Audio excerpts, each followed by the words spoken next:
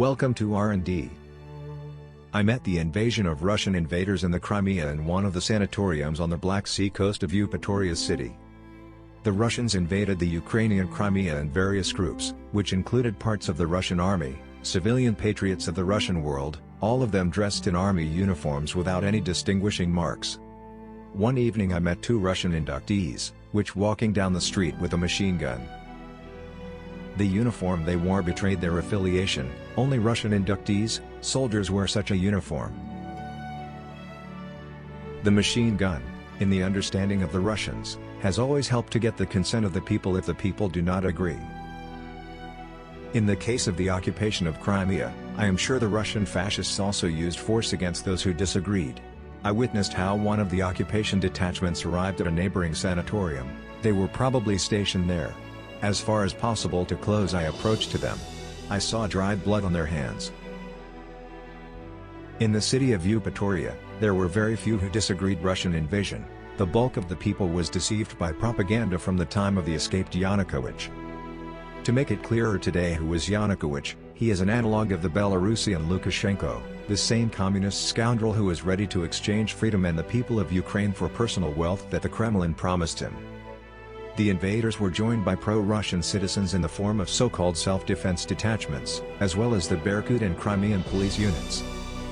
Having dealt with pro-Ukrainian patriots and dissenters by forceful methods and repressions, the Crimea under occupying troops of Russia almost completely came under the control of the Kremlin. The centers of disagreement were only in the Crimean Tatar villages, which also occupying army and collaborators suppressed by using forceful methods.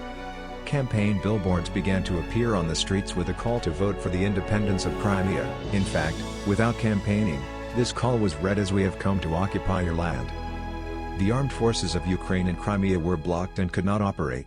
Later, as I learned, some units of the troops, under the influence of Kremlin propaganda, went over to the side of the enemy. One day before the fake referendum in Crimea, which was staged by Russian invaders, while walking along the city square near the theater, I saw the propagandists of the Russian state TV, who were filming a propaganda clip about the delights of Russian world. I could hear their lies, because I knew for sure that Russia has not had a legal regime for a long time, and the people who live there are satisfied with the slave position and are even proud of it. I speak Russian not very well, but I answered them loudly in this square so that they would stop lying, because the truth is not what they say.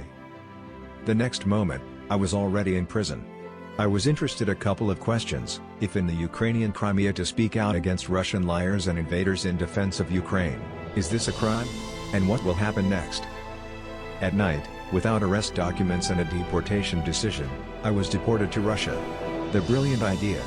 The Crimean police did not provide me with any documents in order to hide the crime against me. I was taken to Kerch on a small bus. Before being sent to the ferry towards Russia, they told me that they will meet me on the other side. It sounded ominous and I was frightened. I did not want to meet with the Russian special services, but it was impossible to change anything at that moment. I had to obey and go on the deck of the ferry. But at the moment when the ferry arrived to Russia, I saw devastation. The border was only on the map. In fact, it is a straight road without inspection or anything else that the border is equipped with. In a crowd of people, I managed to escape unnoticed by the Russian police. When I escaped Russia, I thought that I was very lucky. But later Russian fascists came to the country where my house was, where I lived, and occupied it more sophisticated way, with protests and killing Belarusians. Watch in the next videos about the occupation of Belarus by Russian fascists.